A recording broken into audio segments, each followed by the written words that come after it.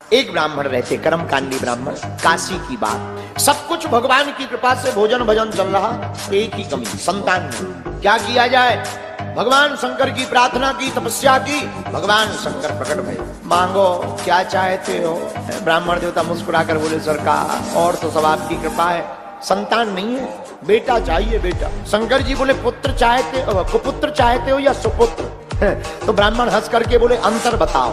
बोले, कुपुत्र बहुत दिनों तक जीवित रहेगा लेकिन दुख देगा, सुपुत्र मांगोगे तो कम जीवित रहेगा लेकिन सुख देगा। ब्राह्मण ने मन में विचार किया, कुछ दिन ही सही सुख से बीतना चाहिए, महाराज हमें सुपुत्र चाहिए। भगवान शंकर ने कहा, तथास्तु, जाओ तुम्हारे घर पर बेटा होगा, पर सुनो केवल 5 साल जीवित रहेगा। ब्राह्मण ने सोचा जो होगा देखा जाएगा। भगवान शंकर का आशीर्वाद पाया और भगवान की कृपा से इनके घर पर बेटा हो गया। तो दुख भी है और सुख भी। सुख इस बात का कोई संतान नहीं बेटा हो गया, दुख इस बात का कि 5 साल तक ही है, फिर मर जाएगा। इसी टेंशन में धीरे धीरे कब 4 साल बीत गए पता नहीं चला। जब 1 साल आयु के बचे शेष, तो कोई कार्य करे विशेष, ऐसा मन में विचार करके आचार्य ब्राह्मण संतों के पास गए। क्यों?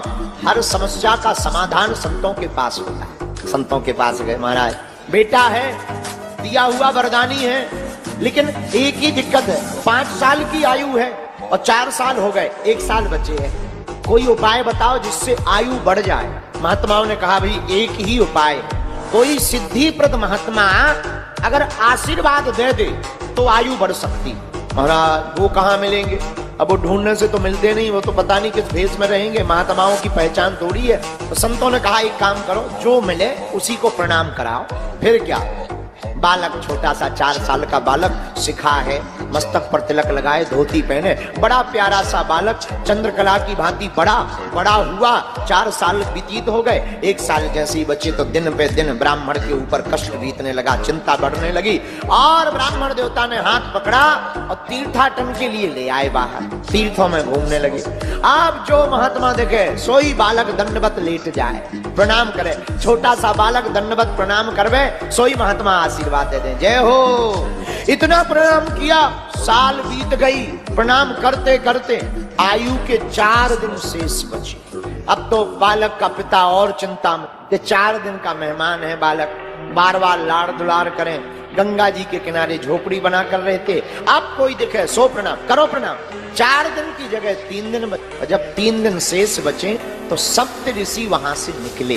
किस्मत की बात, सप्त ऋषि जैसे ही निकले तो तुरंत वह बालक जाकर के सप्त ऋषियों के सामने दंडवत प्रणाम करके लेट गया। नन्हे से बालक का यह स्वभाव देखकर मुनियों ने कह दिया, जाओ चिरंजीवी हो, चिरंजीवी हो। जहां इतना कहा सोई उस बालक का पिता ब्राह्मण रोने लगा, फबक फबक कर। क्या बात, क्यों रो रहे हो? कुछ गड़बड़ है? बालक की तबीयत ठीक है? महाराज हम तो ठीक है, बालक भी स्वस्थ है।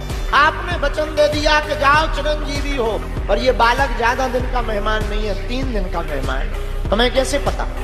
महाराज वरदानी है, देवता ने वरदान दिया था, हमें पता है। सप्त ऋषि बोले, महाराज अब तो फंस गए। एक दूसरे का मुंह देख के बोले, अपन ने कह दिया चिरंजीवी हो, चिरंजीवी हो, 3 दिन में ये दबक जाएंगे, अपना वरदान विफल हो जाएगा। धीरे से ब्राह्मण बोला, महाराज हमें बालक की कम टेंशन है, तुम्हारे वचनों की ज्यादा है। अगर तुम्हारे वचन फेल हो गए तो कौन तुम पर भरोसा करेगा, सब गड़बड़ा जाएगा। महात्मा बोले, एक काम करो, अब वचन विफल नहीं होने देंगे, अपना बालक हमें दे। ब्राह्मण ने बालक दे दिया। बालक लेकर के वह सप्तऋषि चले, ब्रह्मा जी के पास गए। सप्तऋषि बालकों को छिपा लिया।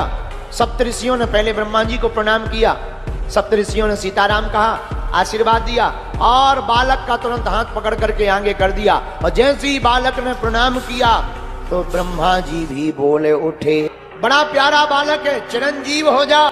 जैसे ही ब्रह्मा जी ने कहा चिरंजीवी हो, चिरंजीवी हो, सप्तऋषि ठहाका लगा के बोले, जय हो।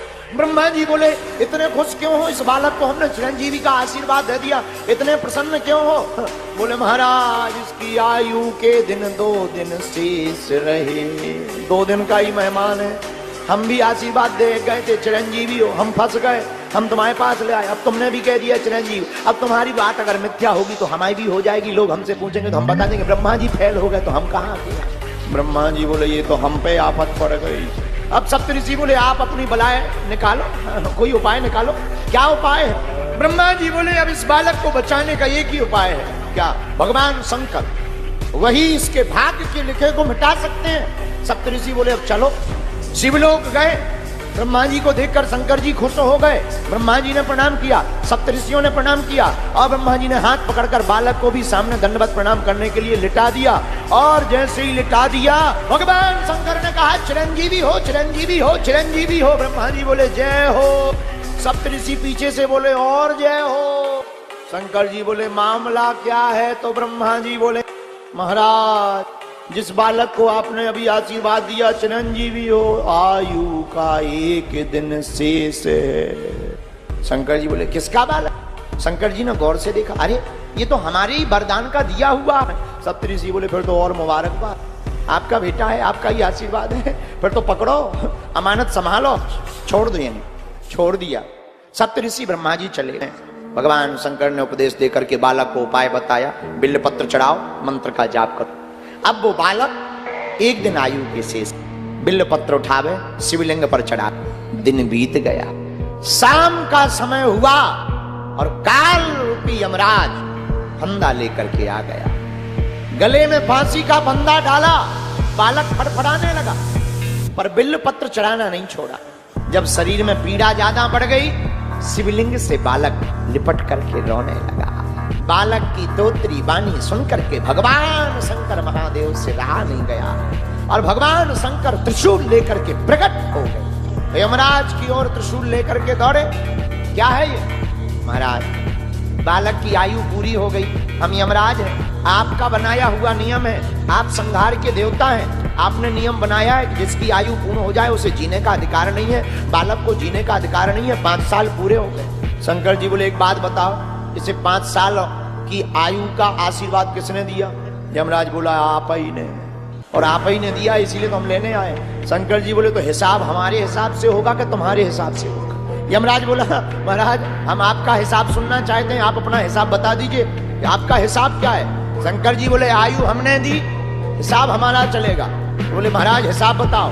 भगवान शंकर जी बोले क्रमशः कलयुग द्वापर त्रेता सतयुग, क्रमशः कलयुग द्वापर त्रेता सतयुग जब एक एक बार बीत जाए इसे कहते हैं चतुर्युगी। और ऐसे चतुर्युगी चारों युग जब 71 बार बीतते हैं तब एक मनवंतर होता है, और ऐसे जब 14 मनवंतर बीत जाते हैं तब एक कल्प होता है। ब्रह्मा जी की आयु में बीतत कल्प अनेक, 10 ब्रह्मा बीते बने तब शंकर का दिन एक। और भगवान शंकर जी यमराज को हिसाब किताब लगाते हुए बोले उठा पेन कागज, उठा डायरी। यमराज ने पेन लिया, कागज लिया, बोलो महाराज। शंकर जी बोले लिखो ऐसे दिन के मास गिन, ऐसे दिन के मास गिन, मासों के पुण्य वर्ष, ऐसे 5 वर्ष ही रहे बालक यह पृथ्वी पर साहर्ष। यमराज ने गुणा भाग लगाया, 12,000 करोड़ साल के ऊपर आया। यमराज बोला जब 10 ब्रह्मा बदल जाने तो यमराज तो करोड़ों बदल जाने। महाराज हम तुम्हारा हिसाब किताब समझ गए, अब हमें नहीं पढ़ना है लफड़े में। तो फिर क्या? बोले जब महाराज 10 ब्रह्मा बदल सकते, यमराज की कौन गिनती, कौन हिसाब किताब लगाया? तुरंत कागज लिया, दोनों पेज फाड़ दिए, आयु वाला भी फाड़ दिया, गुणा भाग वाला भी फाड़ दिया। और बोले महाराज अब जीने दो। वही बालक बड़े में बड़ा होकर के मार्कंडेय मुनि बन करके पूरे जगत में पैदा हुआ। वीडियो अच्छी लगी हो तो वीडियो को लाइक करें और चैनल को सब्सक्राइब करके बेल नोटिफिकेशन को ऑल पर सेट करना ना भूलें। जय श्री राम।